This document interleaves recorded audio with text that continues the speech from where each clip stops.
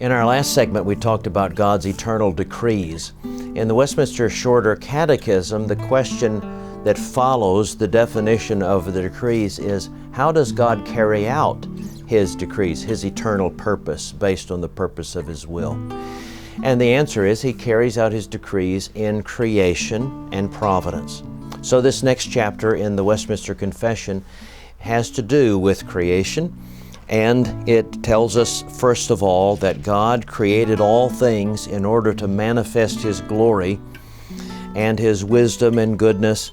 And He created all things, the Shorter Catechism says, by the word of His power in the space of 6 days. Now, whether He created in the space of 6 literal days or in many more or much less, that wasn't a particular concern of the Westminster divines. There were representatives of all those views in the assembly.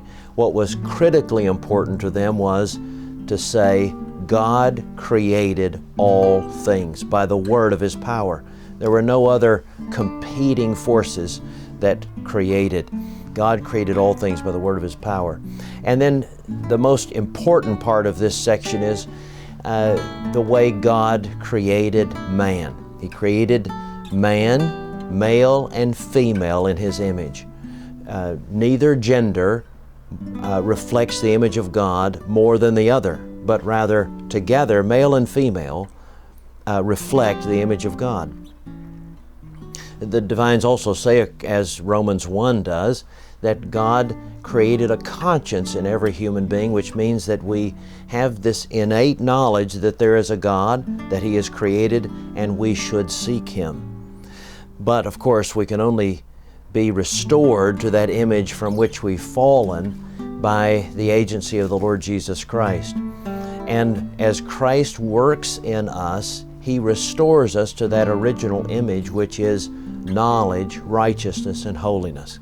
That means we are most like who we were created to be as we are seeking to know God through Christ, as we are becoming more righteous through Christ, more holy through Christ, and as we are viewed as righteous through the substituted righteousness of Jesus Christ.